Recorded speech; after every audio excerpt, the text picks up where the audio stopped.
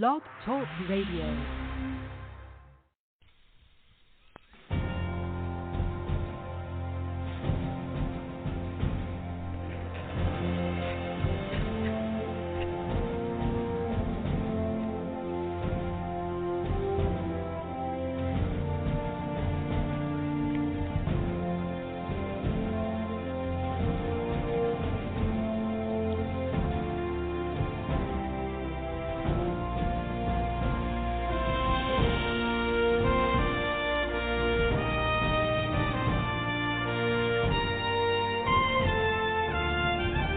Welcome, ladies and gentlemen, to the Medlock Post radio show.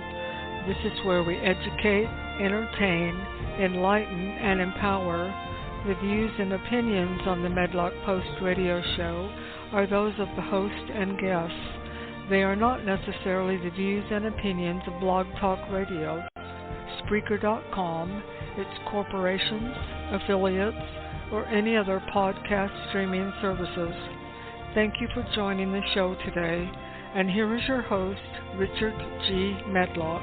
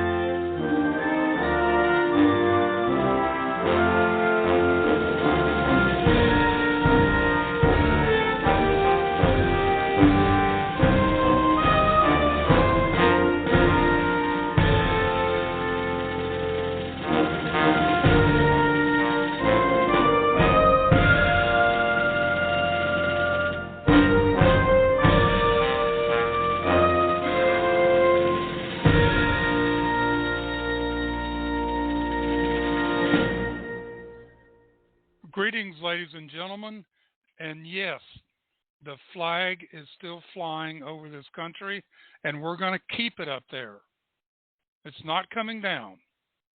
The American flag will continue to fly and represent freedom and liberty for everyone. This is your host, Richard G. Medlock.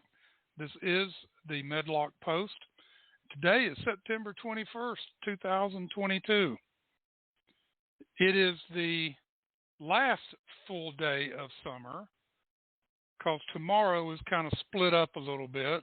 Fall doesn't arrive until 9:04 or 9:08 p.m.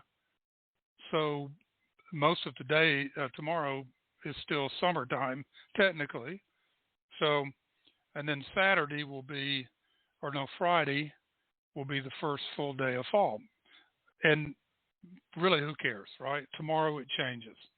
Now, today's episode 55 is None Dare Call It Conspiracy. And why did you come up with that title? It's very simple, folks. And the things that I'm going to present to you today is going to help you understand that title. But other things first. Here at the Medlock Post, we promote patriotism and love of America. Our goal is to help you understand how to benefit from your rights as an American. Our aim is to empower you to speak up and to take action to protect your God-given rights. And I think John Wayne had a little bit to say about that. Make the flag of stars and bars, of red and white.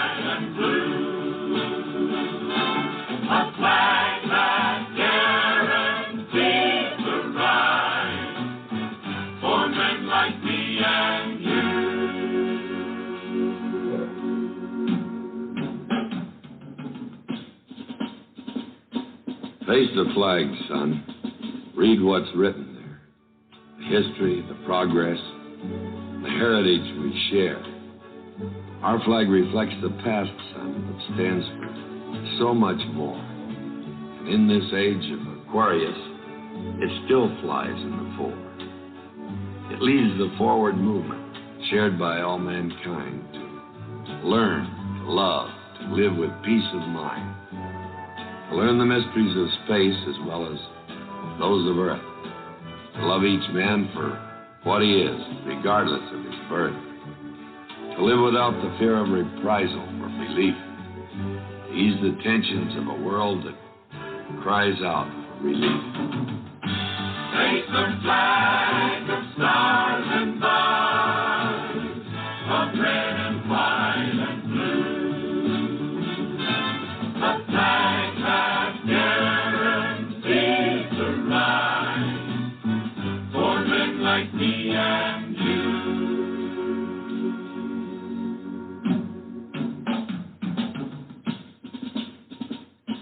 Face the flag, son. Take a good long look. What you're seeing now can't be found in a history book. It's the present. The future, son. It's being written now. And you're the one to write it. The flag can show you how. Do you know what it stands for? What its makers meant? To think, to speak, the privilege of dissent. To think our leaders might be wrong, to stand and tell them so. These are the things that other men under other flags will never know. But responsibility, that's the cross that free men must bear. If you don't accept that, freedom isn't there. Face the flag of stars and bars, of red and white and blue, a flag that guarantees the right for men like me and you.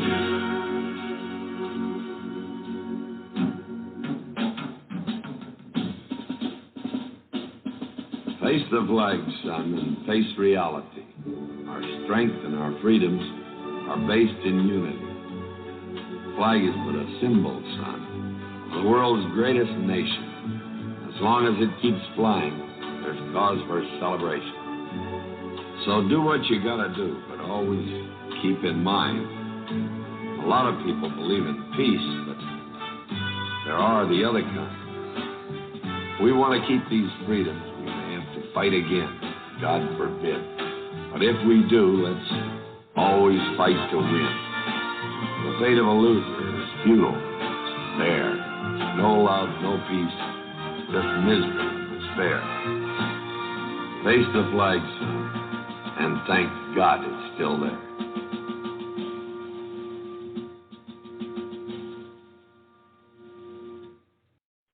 John Wayne, Face the Flag, son.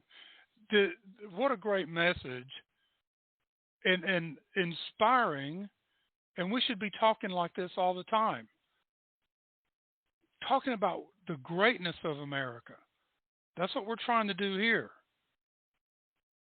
Educate you and take it forward. Train our children. Organizations that are taking the Constitution to the schools and opening the eyes to these young kids. And they're taking it home and talking to their parents. This is a movement, folks, to save America. And we're going to win. We are. Now, a lot of things to go over today to help you understand the title, None Dare Call It Conspiracy. Now, but let me start out with a couple of things. On Microsoft Windows, you know, down there on your toolbar, they have a thing now, and you put your cursor over it, and the thing pops up, and it's something to do with things that day, history, and other things, some nonsensical stuff. So today, it comes up, and the top screen was prep for the spooky season. Well, ladies and gentlemen, I thought the spooky season started when Biden, Schumer, and Pelosi gained full control of the government. That's the spooky season to me. The heck with Halloween. And did you see the news? No, you didn't, did you? About Joe Biden and his first attendant, Jill Biden, at the Queen's funeral? Did you see that? No, the mainstream media is not going to talk about it because it's an embarrassment to him and it's an embarrassment to the United States. I mean, Joe Biden can do whatever he wants to do. It's not going to embarrass me. All right. So it was planned at the funeral that all the national heads of state would be bussed into the funeral and unloaded and go in and sit down prior to the funeral. But no, not the Bidens. They flew their big limousine over there and all that stuff and had to be on their own. Well, my question is, were they not told the plans on purpose about the bus because the other leaders didn't want them on the bus? Or were they just so arrogant that we're not going to get on the bus with them? We're not going to ride a bus. You'll probably seat us in the back. So they're late for the funeral. They had to stand there and wait with a guard beside them, a United Kingdom guard, while the procession went by before they would be seated. I love it, right? So Joe and his first attendant, Jill Biden. Oh, am I saying attendant? Oh, I'm sorry, First Lady. First Lady. All right. A little more economic news on mortgages. The headline is this: mortgage demand rises for the first time in 6 weeks despite sharply higher interest rates. The mortgage rate this morning was 6.25%, which 6 months or in December it was like 2.5 or something. All right, applications. Now, understand, yesterday I told you that mortgage applications for August were down 10%, right? Right. Well, this is a weekly number. Weekly number. Applications to refinance, not buy, but to refinance a home loan, which are usually very sensitive to big rate swings, actually rose 10% for the week, although they were still 83% lower than the same week 1 year ago. Okay, they're trying to make you think, oh, everything's honky-dory. Let's just move on. Okay. Mortgage applications to purchase a home increased 1% for the week, but were 30% lower than the same week 1 year ago. Okay. Everything in perspective. Now are you thinking, oh, is there a conspiracy here?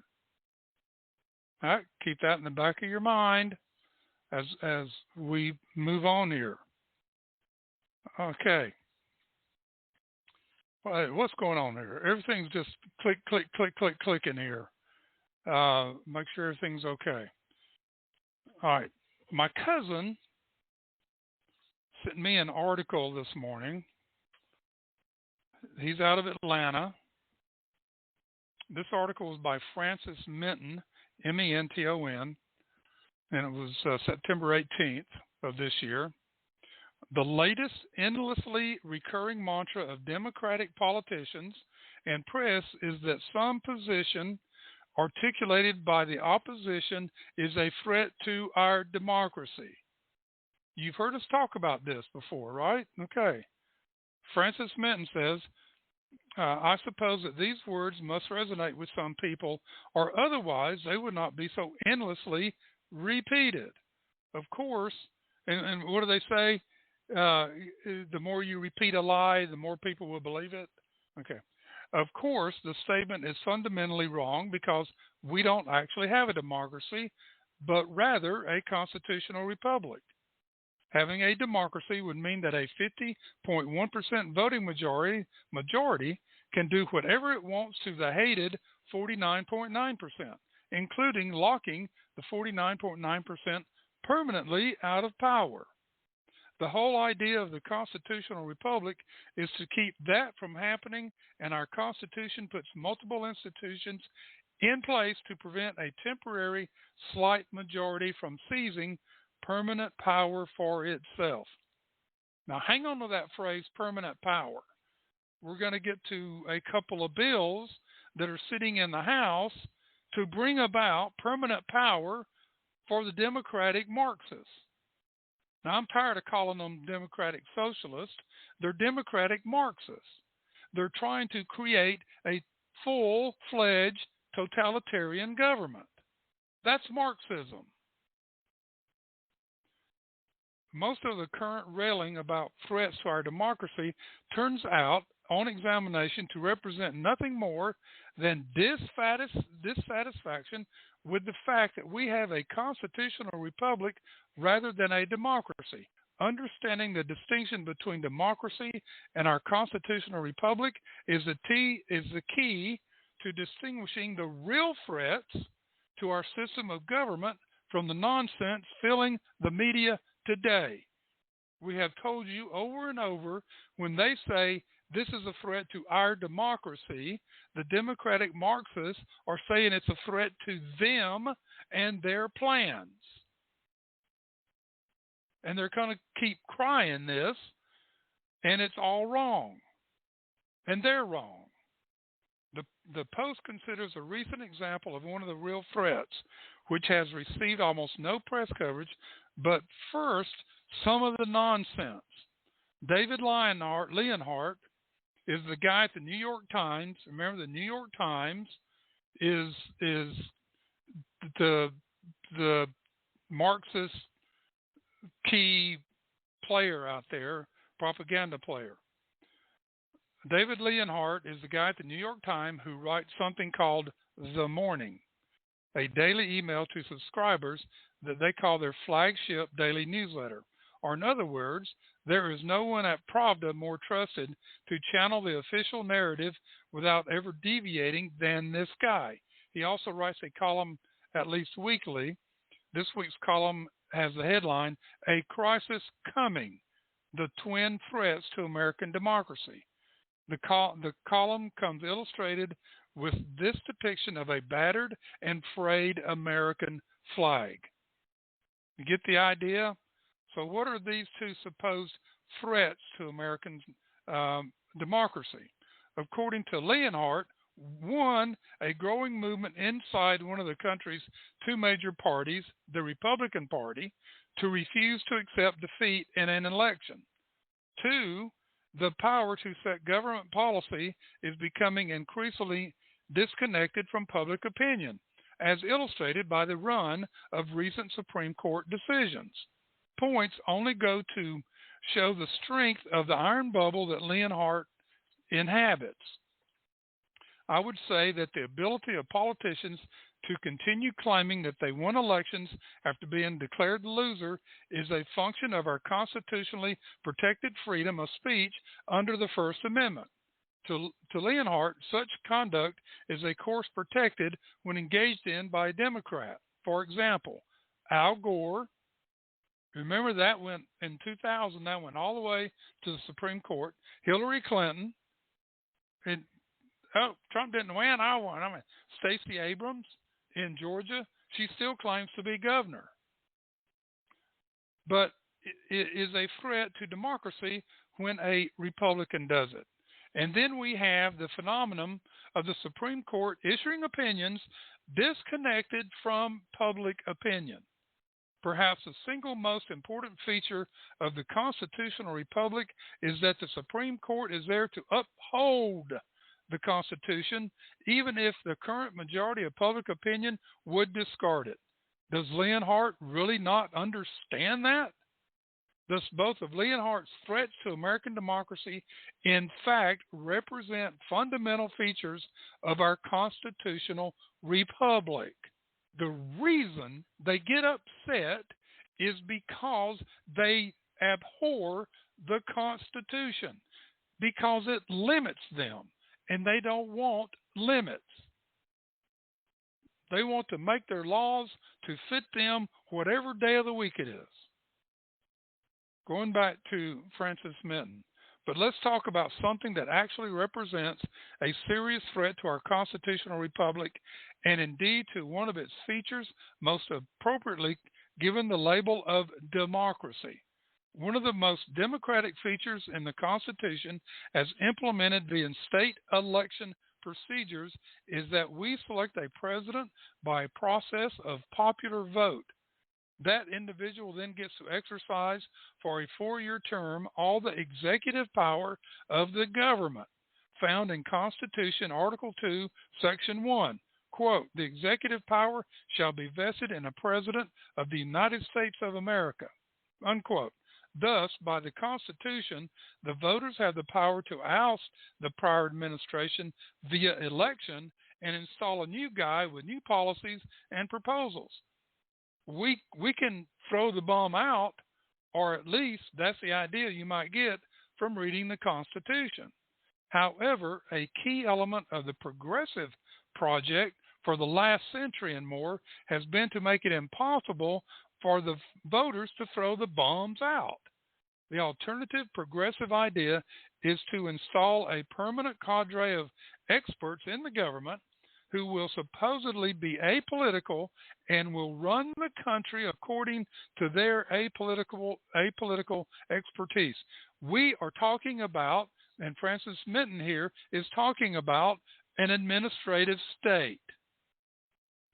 And we have that today. Going back to Francis, you can quickly see that this idea only works if the voters can just throw all of these people out at the next election. So this fundamental aspect of the progressive project is deeply antithetical to the very most democratic aspect of our constitutional system. Among any real threats to our democracy, this is the most important one in my opinion. Now, let's take this a step further, because he's going to talk about the bill that's going in here. I will not, in this short post, try to give a complete history of progressive efforts to salt the government with agencies whose top personnel cannot be replaced by the president. And that's the situation we have today, and it's ugly. And that's where Convention of States would stop this. For examples of prior posts with a good amount of the history of this subject, try here or there. Moving on. On Thursday, September 15th, the House of Representatives passed a bill with the title Ensuring a Fair and Accurate Census Account. And who, after all, could be against a fair and accurate census? It is not clear what will happen with this bill in the Senate, particularly with its current precarious 50-50 matchup. On the other hand, if the Democrats were to increase their margin in the Senate in the upcoming midterms, this bill would clearly represent some steps they would like to take. Now, let me step out of the article again. When we look at the census, and the census gets tweaked so that the Democrats can point to say, oh, instead of 2% of children in America living in poverty, there's 14%. How did they get from 2% to 14%? Which is a lie. 2% is the number. They took the number of kids that got these child tax credits and said, oh, they all live in poverty. Do you understand that? Now, how many of you knew that?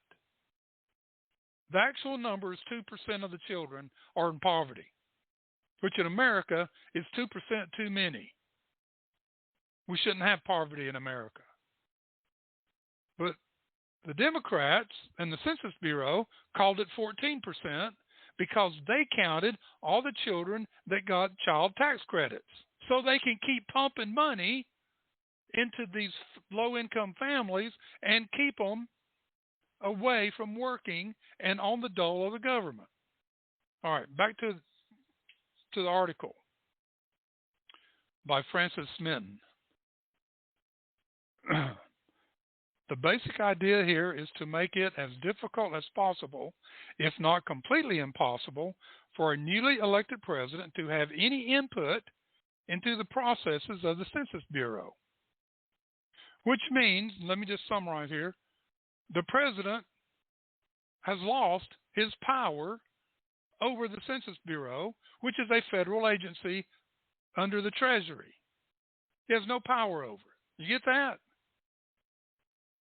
They want all the power to go to the administrative state, and the president can do nothing about it. Going back to the article, the bill is substantially about getting control of the 2030 census, but far from entirely about that. The Census Bureau issues many types of statistics that are grossly manipulated, which I just talked about, to support the ongoing efforts to grow government staffs and programs in all areas. And I just gave you a great example of that. Now, none dare call it conspiracy. Let's look at something else. Let's look at another bill. Liz Cheney, who is a total treasonous American to America, Cheney and Democrat Party latest attempt to pass illegitimate election cheating bill, H.R. 8873. Now, the Democrats are desperately trying to pass H.R. 8873 before they leave office for the midterm elections. The bill is an urgent attempt by Democrats to put in place rules to ensure they can steal all future elections from the American people. Now, tell me that is not Marxist. Somebody call this show at 563-999-3676 and tell me that that's not Marxist. Because that's what it is. Democrat depends on stunts like this, like these items. Okay, it's called the Presidential Election Reform Act. And number one, ladies and gentlemen, the Constitution gives the states all the authority when it comes to elections, not the federal government. But listen to this list of things. Creates new, broad, private rights of action that can be easily abused by Democrat election lawyers. Allows candidates for president to sue for an extended voting period due to catastrophic events. Really? Extended voting period due to catastrophic events? Well, you know that the Democrat Marxists will come up with a catastrophic event to sue, and they'll go to one of their attorneys or to their judges that got appointed by Clinton or Obama, and they will extend the voting period. Changes the Electoral College safe harbor date to December 23rd, only 7 business days before certification on January 6th. So that means that gives them more time, a whole bunch more time, to manipulate the state's system. You see this picture here? Empowers Congress and federal judges to decide and interpret state election laws instead of states themselves. This is Marxism. This is moving all control of elections to the federal government. And the Constitution says that is not so. That right is given to each individual state. This is Marxism, folks. And if this bill passes, it's going to take a lot to get over it. Now, and then, right now we're in the middle of a appropriations bill or a continuing resolution to keep the government open after September 30th. I say let it shut down. Let it shut down. We might be better off. All right. Phew. A lot going on here, folks, and I'm trying to lead up to this none dare call it conspiracy. Now, here's another thing. This was on Just the News. And if you don't follow justthenews.com, and you can follow it on Facebook, and I think they have a Twitter too. Yeah, they have Twitter, and I think they're on Getter, Gettr, and they might even be on Truth Social. I haven't looked them up there. However, Italian Review of Extreme Weather says no evidence of climate crisis in current data. Scientists say mitigation and adaptation strategies are still necessary, but that's common sense. There are a lot of things that we can do to improve the environment. But the eco-Marxists are trying to shut down everything that's good in the world and get all your money. All right. A quartet of Italian scientists are claiming that a review of current extreme weather data suggests the world is not experiencing a climate crisis, contra the claims of most scientists and leaders around the planet. Activists and experts have long claimed that climate change will bring about an increasingly unstable atmosphere, one that is prone to ever more extreme weather events, including more severe storms, hurricanes, tornadoes, and droughts, and other phenomenon. Well, I guess you could throw in earthquakes as other phenomenon.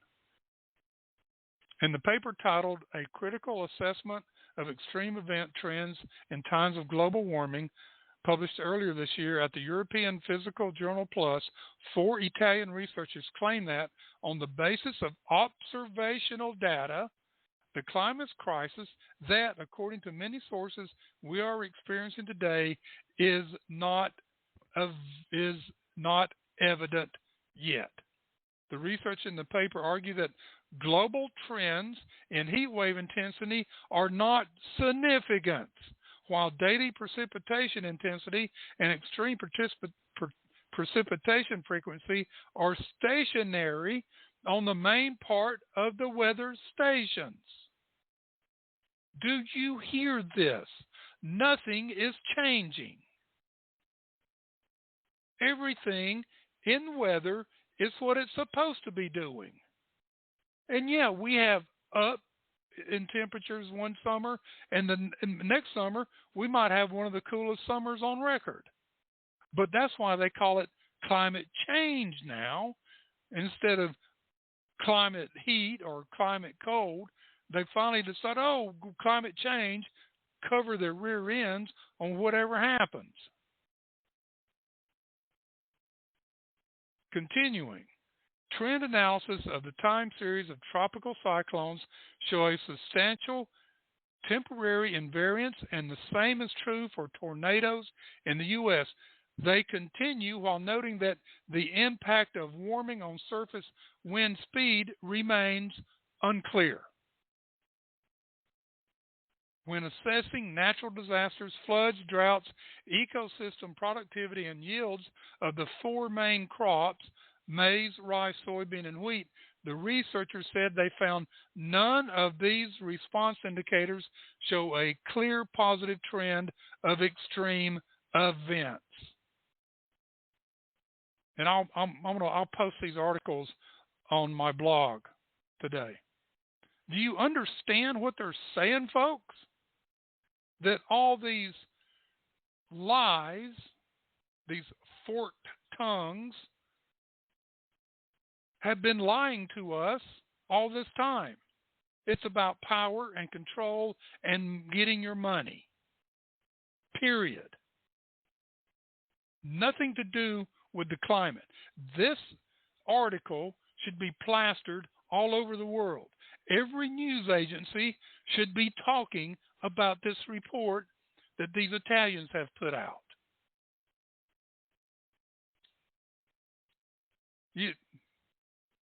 None dare call it conspiracy? None dare call it conspiracy? I'm trying to lay out a trend here for you today, folks. A trend. Alrighty.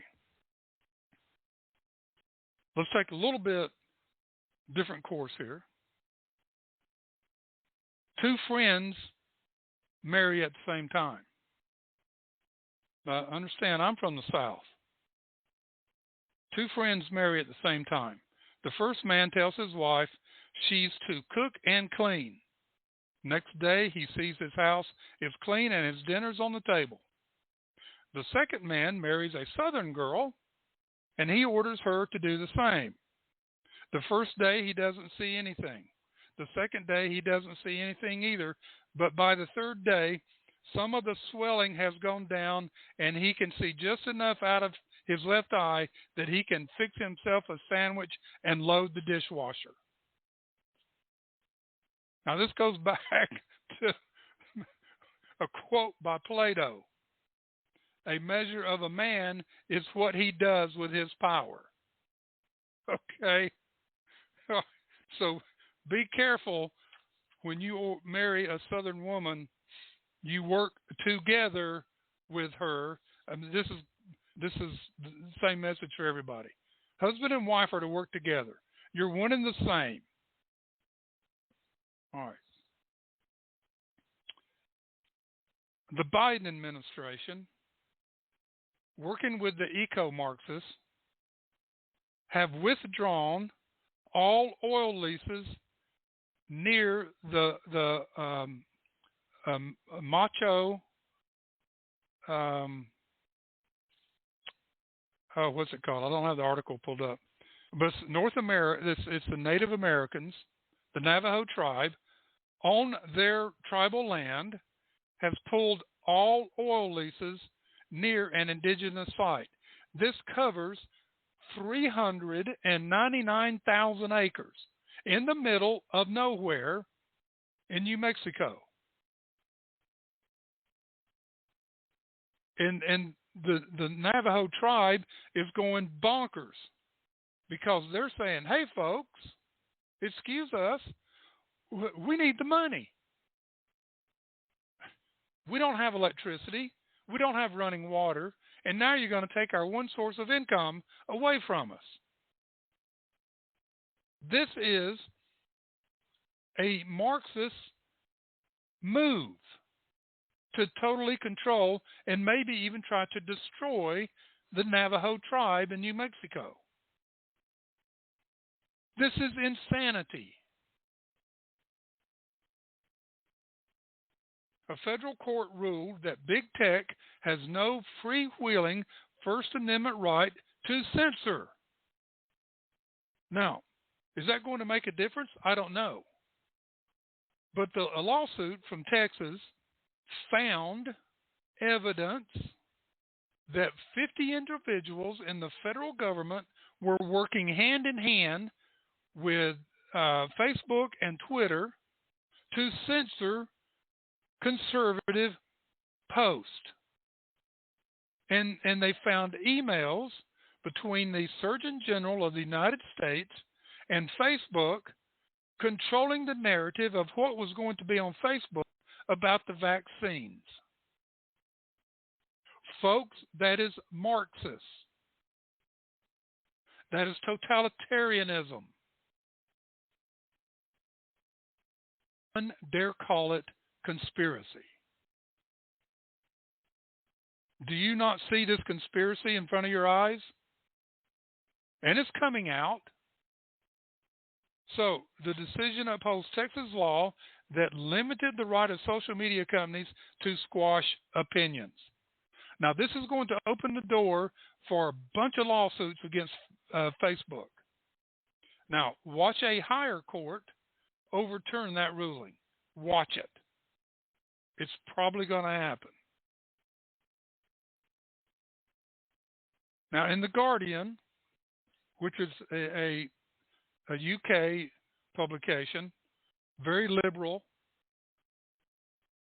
headline, ruling the U.S. Supreme Court isn't enough. The right wants to amend the Constitution. Folks, this is an attack on Article 5, the Convention of States, that we're trying to get done. They're saying, oh, they want to amend the Constitution. Yeah, you darn right we do. To control the out-of-control government. This Marxist government that is trying to go total totalitarianism. James Madison gave us this great warning. It will be of little avail to the people that the laws are made by men of their own choice, that the laws be so voluminous that they cannot be read, or so incoherent that they cannot be understood. If they be repealed or revised before they are promulgated, or undergo such incessant changes that no man who knows what the law is today can guess what it will be tomorrow. Law is defined to be a rule of action, but how can that be a rule which is little known and less fixed? This is what they do. This bill, this Inflation Reduction Act bill, was over 1,000 pages. The Obamacare bill was over 2,500 pages. The bill, the chipmakers bill, was like 750 pages. Why? And then to confuse everything, so that the little people, you and I, don't understand what's going on. But we do understand what's going on, don't we? We do understand. Now, Michael de Montaigne said this, quote, "He who established his argument by noise and command shows that his reason is weak," unquote. Isn't that what the Democrat Marxists do? They scream and yell and call everybody names and racist and semi-fascist and all this stuff. That shows you how weak they are. And they know they're weak, and they know they're losing. That's why they're trying to get all these bills passed. They know they're going to get creamed in the elections this fall. And they're trying to get all these things done so they have better control. They want total control of you and I.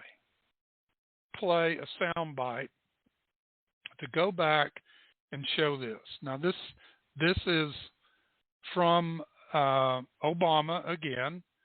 This is the same speech. You know, I played yesterday, and I played over and over about Obama and the common folks. All right. Well, this is from the same speech at the United Nations. And folks, it's a minute, it's a minute 46. And you need to listen to this carefully. Now, I have a transcript of it, and we'll go over it. But you need to listen to this carefully. And what he's saying here. This is a montage. 11 times he speaks ill of America, which is all he ever did, right? Remember his apology tour when he was running for president? All right, we'll listen to this, and then we'll come back and talk about it. Yes, in America, there is too much money in politics, too much entrenched partisanship, too little participation by citizens, in part because of a patchwork of laws that makes it harder to vote.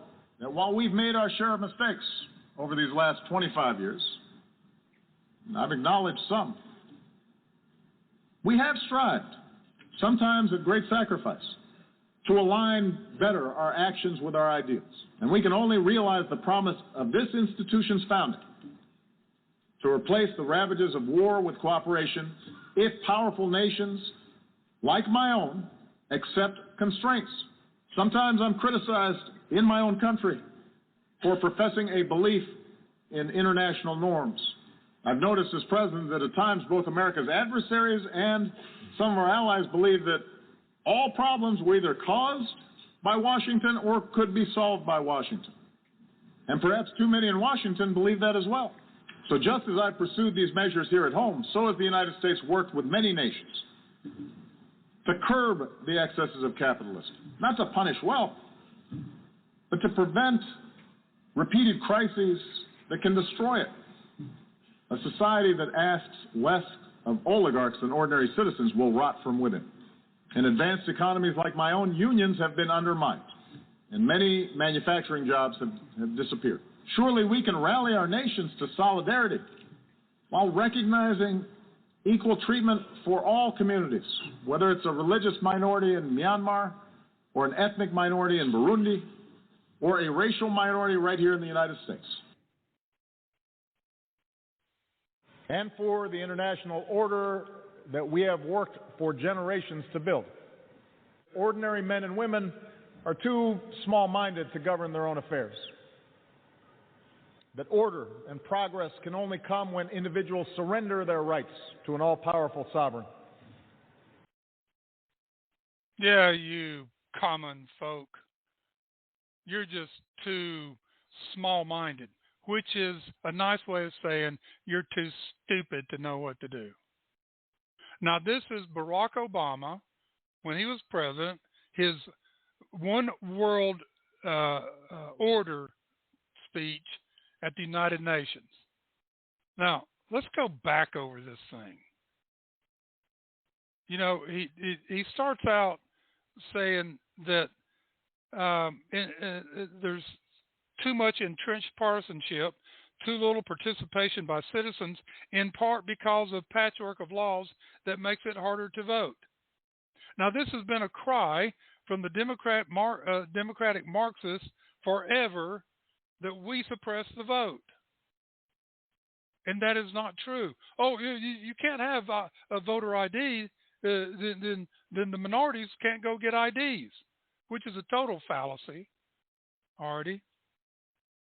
And then he says, now while we've made our share of mistakes over the last 25 years, and I've acknowledged some, you went around the world blowing your horn about it, making America look like a bad person. We have strived sometimes a great sacrifice to align better our actions with our ideals. And he's talking about the one world order. And we can realize that promise of this institution, the UN, founding to replace the ravages of war with cooperation if powerful nations like my own accept constraints. That if we follow the globalist, if we do what the globalists want us to do, everything will be equal. There will be no more wars. Everybody will have all the same stuff, which will be very little. And then he talks about the capitalist system. Where was it? Oh, talking about the international norms. I've noticed this at capital. Okay, he says, so just as I pursued these measures here at home, so as the United States worked with many nations to curb the excesses of capitalism, not to punish wealth, but to prevent repeated crises that can destroy it. No. They want wealth for the elite, wealth in the hands of the rulers. And everybody else, a society that asks west of oligarchs and ordinary citizens will rot from within, and advanced economies like my own unions have been undermined and manufacturing jobs have disappeared, surely we can rally our nations to solidarity while recognizing equal treatment for all communities, no matter where it is. And he ends up with our racial minority right here in the United States. Folks, this was a one world order speech. And this is what's driving the Democratic Marxists. And if you don't think Obama's not involved in that, I have some land in Arizona, some beachfront property in Arizona and New Mexico now for you to buy. Folks, this is what we're dealing with here. We're dealing with a bunch of people to take everything we have,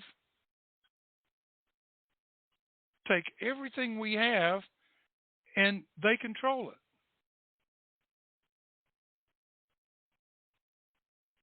So what's this about?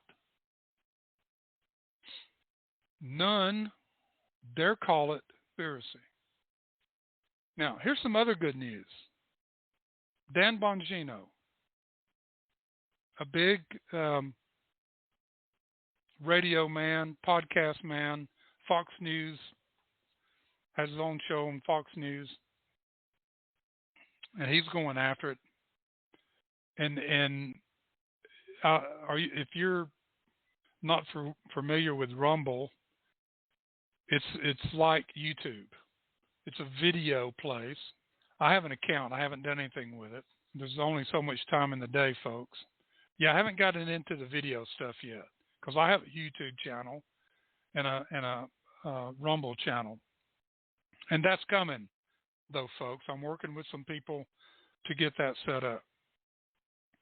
But he gets a huge win. He is a part owner of Rumble, and he proved the doubters wrong as video sharing site Rumble completes merger to go public. They're going public now, folks. So they'll be on the NASDAQ, and Rumble Inc. will be RUM, RUM. Funny. And with CF Acquisition Corp, they were CFVI, and that will change over. That symbol will switch over to RUM from the day they go public.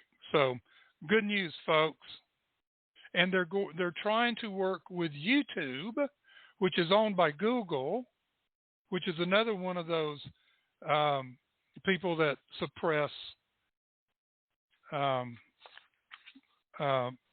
free speech. And YouTube does it too. They're always shutting people off on YouTube. I've got friends that get cut off all the time or get suspended. So, they've done stuff to me on YouTube years back. On my Facebook, on my personal page, I'm restricted. When I post something, they hold it for 90 days before it goes up. So I just keep posting. So when you see me, or if you go there, you go to my news feed, then you can see everything I've posted. Now, we've covered a lot of ground, and we've got some time left to get into this. In 1971, Gary Allen, let me get down to the bottom here. Gary Allen and Larry Abraham wrote a book. None dare call it conspiracy. Now they've come out with a new one. What's the name of it? Something about conspiracy. But if you go to Amazon, you can get these two books. I'd suggest you getting them and reading them. So they wrote this book, and it stirred up a lot of interest. And I'm going to tell you why. Most of us have had the experience, either as parents or youngsters, of trying to discover the hidden picture within another picture in a children's magazine. Usually you are shown landscape with trees, bushes, flowers, and other bits of nature. The caption reads something like this: concealed somewhere in this picture is a donkey pulling a cart with a boy in it. Can you find them? Try as you might, usually you could not find the hidden picture until you turn to a page farther back in the magazine, which would reveal how cleverly the artist had hidden it from us. If we study the landscape, we realize that the whole picture was painted in such a way as to conceal the real picture within, and once we see the real picture, it stands out like the proverbial painful digit. We believe the picture painters of the mass media are artfully creating landscapes for us which deliberately hide the real picture. And folks, that's why I went through the steps I did at the beginning of the show to now to help you understand how this is being done. Millions of Americans are concerned and frustrated over mishappenings in our nation. They feel that something is wrong, drastically wrong, but because of the picture painters, they can't quite put their finger on it. We keep electing new presidents who seemingly promise faithfully to halt the worldwide communist advance, put the blocks to extravagant government spending, douse the tea of inflation, put the economy on even keel, reverse the trend which is turning the country into a moral sewer, and toss the criminals into the hoosgow where they belong. Republican or Democrat, continues the same basic policies of the previous administration, which it had so thoroughly denounced during the election campaign. Franklin Delano Roosevelt once said, quote, "In politics, nothing happens by accident. If it happens, you can bet it was planned that way," unquote. And that explains perfectly politics. If we were merely dealing with the law of averages, half of the events affecting our nation's well-being should be good for America. If we were dealing with mere incompetence, our leaders should occasionally make a mistake in our favor. Those who believe that major world events result from planning are laughed at for believing in the conspiracy theory of history. Of course, no one in this modern day and age really believes in the conspiracy theory of history except those who have taken the time to study the subject and to study the facts on your own and make the decision in your own mind about what's going on. Otherwise, why does every recent administration make the same mistakes as the previous ones? Why do they repeat the errors of the past which produce inflation, depressions, and war? Why does our State Department stumble from one communist-aiding blunder to another? Primarily, most scholars follow the crowd in the academic world, just as most women follow fashions. To buck the tide means social and professional ostracism. The same is true of the mass media. Folks, are you getting this picture here? Secondly, these people have over the years acquired a strong, vested emotional interest in their own errors. Their intellects and egos are totally committed to the accidental theory. These are true words, folks. This is what's happening. Politicians and intellectuals, as Ayn Rand called them, are attracted to the concept that events are propelled by some mysterious tide of history or happen by accident. And they want you and I to believe that. Most intellectuals, pseudo and otherwise, deal with the conspiratorial theory of history simply by ignoring it. They never attempt to refute the evidence. It can be refuted if and when the silent treatment doesn't work.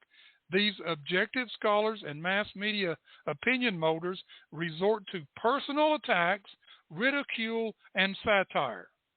The personal attacks tend to divert attention from the facts which an author or speaker is trying to expose. The idea is to force the person exposing the conspiracy to stop the exposure and spend his time and effort defending himself. Deflection, folks. However, the most effective weapons used against the conspiratorial theory of history are ridicule and satire. The accidentalist would have us believe that ascribing any of our problems to planning is simplistic, and all our problems are caused by poverty, ignorance, and disease, hereinafter abbreviated as PID. They ignore the fact that organized conspirators use poverty, ignorance, and disease, real and imagined, as an excuse to build a jail for all of us. Most of the world has been in PID since time immemorial, and it takes incredibly superficial thinking to ascribe the ricocheting of the United States government from one disaster to another over the past 30 years as PID.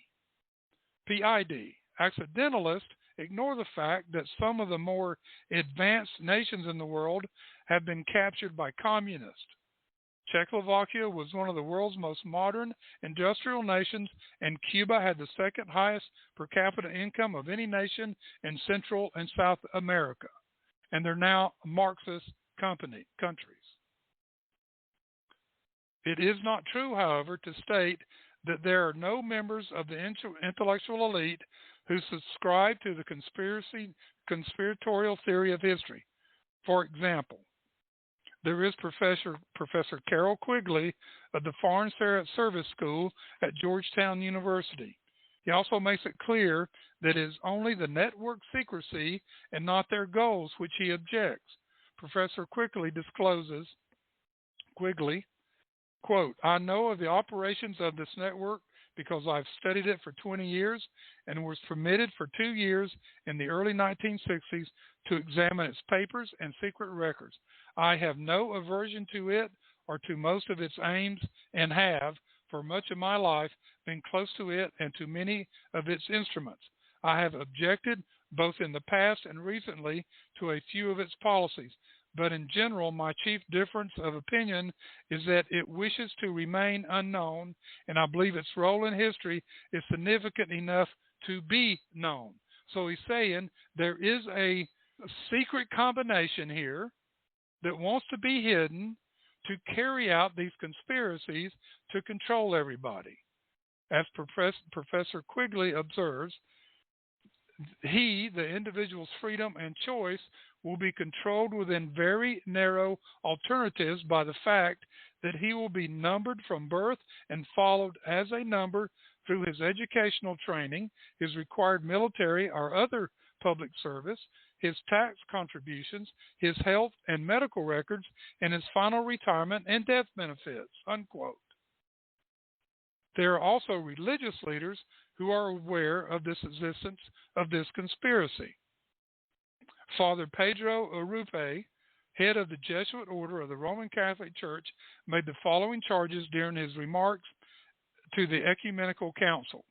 Quote, this godless society operates in an extremely efficient manner, at least in its higher levels of leadership. It makes use of every possible means at its disposal, be that scientific, technical, social, or economic. It follows a perfectly mapped out strategy. It holds almost complete sway in international organizations, in financial circles, and the field of mass communications, press, cinema, radio, and television, and internet. Do you get this? I hope so. Psychological problems are also involved in inducing people to look at the evidence concerning the insiders. People are usually comfortable with their own beliefs and conceptions. When Columbus told people in the world that the world was a ball and not a pancake, they were highly upset. They were being asked to reject their way of thinking of a lifetime and adopt a whole new outlook. The intellectuals of the day scoffed at Columbus and and people were afraid they would lose social prestige if they listened to him. Many others just did not want to believe the world was round. It complicated too many things. And typical flat earthers had such a vested interest involving their own egos that they heaped abuse on Columbus for challenging their view of the universe. Don't confuse us with facts. Our minds are made up, they said. These same factors apply today. Because the establishment controls the media, anyone exposing the insiders will be the recipient of a continuous fuselage of invective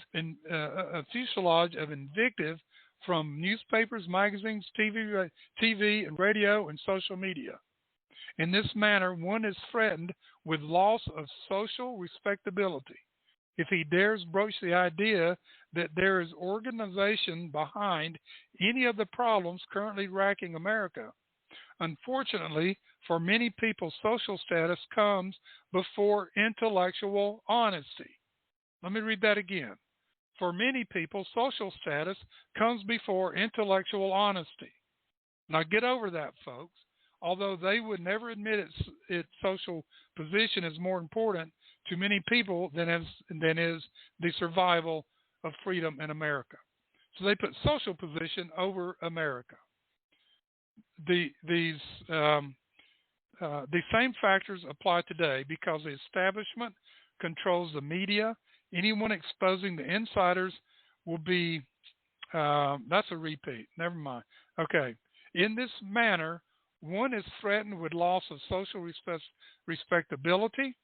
If he dares broach the idea that there's an organization behind any of the problems wrecking, okay, this got duplicated. I'm sorry.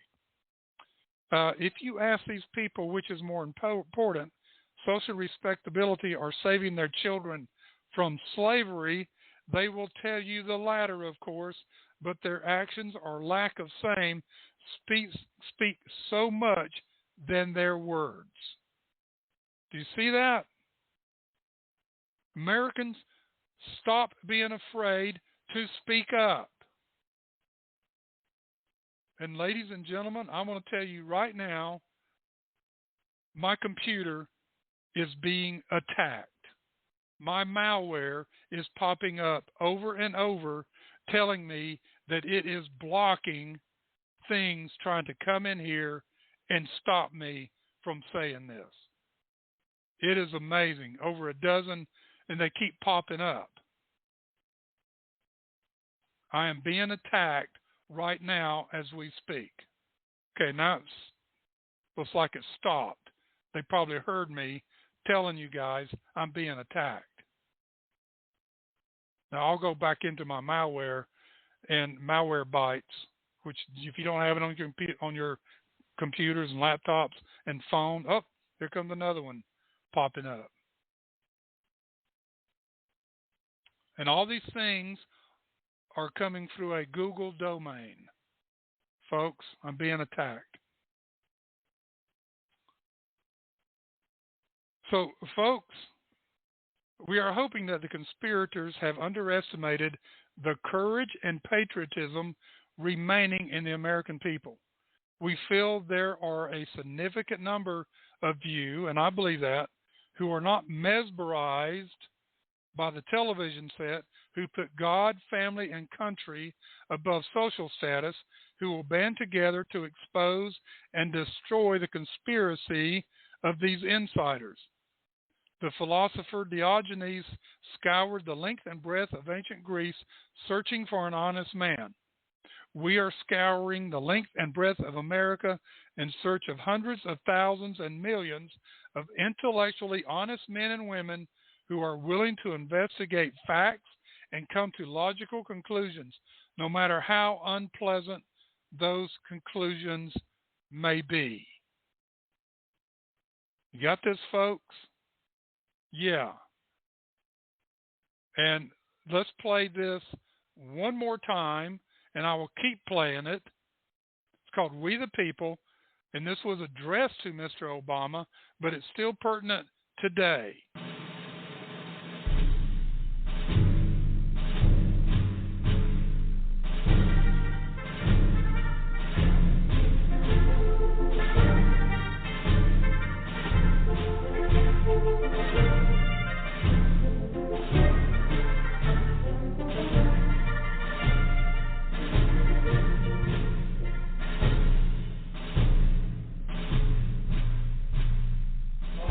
Dear President Obama, we, the people, have stated resolutely we reject your vision for our country.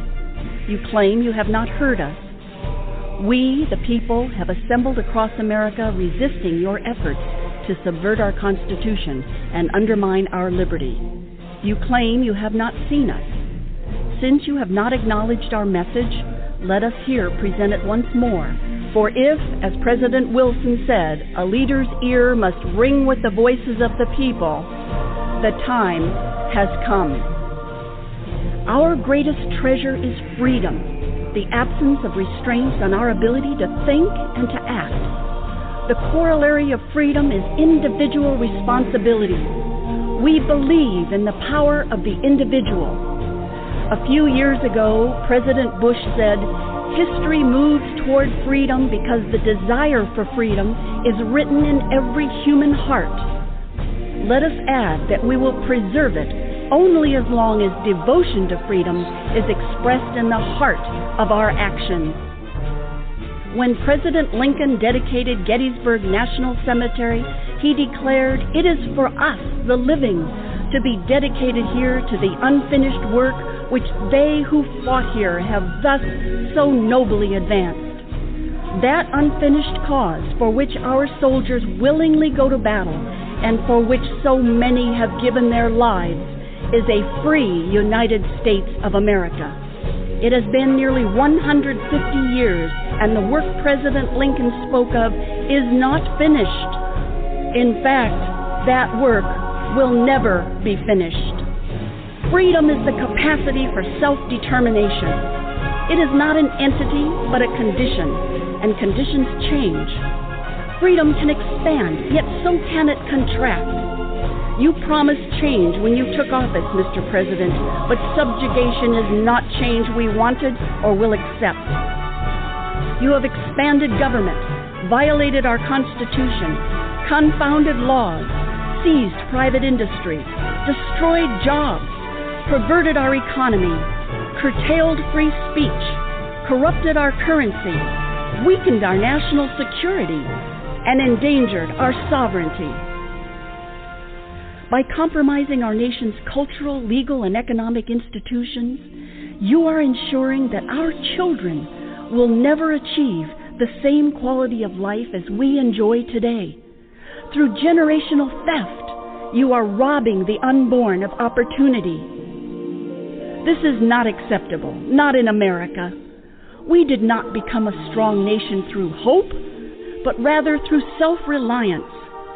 No one better understands the relationship between individual achievement, dignity, and strength than our armed forces. Through every war, our soldiers have held this nation's destiny in their hands. They have not failed us. They cherish freedom enough that they are willing to die for it. Our duty to them and to ourselves is to treasure freedom enough to live up to it. We accept the challenge, Mr. President. That is why we are assembling across the land to deliver our message to you as often and in every way we can. Dismiss us at your political peril. Our great nation is a republic. We will not accept tyranny under any guise. Your policy to redistribute the fruits of our labor is sadism and will not be tolerated. By our honor, Mr. President, we vow forever to resist coercive government in America. Patriots will not stand silent as you attempt to dismantle the greatest nation on earth. We, the people, will defend our liberty. We will protect our beloved country, and America's exceptionalism will prevail. God bless the United States of America.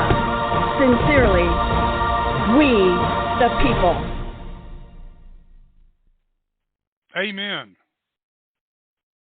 This is what we need to be doing, standing up, speaking up, and taking action. Now, I'm still being attacked. My malware bites, it just keeps popping up, and I've been watching the IP addresses.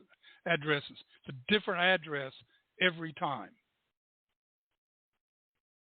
So when I get through the show here in a few minutes, which probably needs to take place, Uh, we, and I get the show loaded, I will probably reboot the computer and see if this stuff will stop.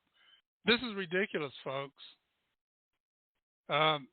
This used to happen before on my previous radio program when Obama was president. So I guess he doesn't like me going after him again.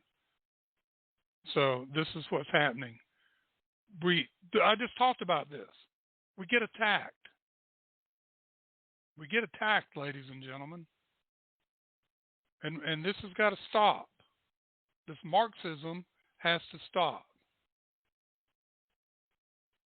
All righty. Well, let's. I've covered everything today, and we will call it a day. And this is the Medlock Post Radio Show signing off for September 21st, 2022. Go out listening to beer, beards, and barbecue. And may God bless America. May God bless you. And have a great day. Stand up and speak up.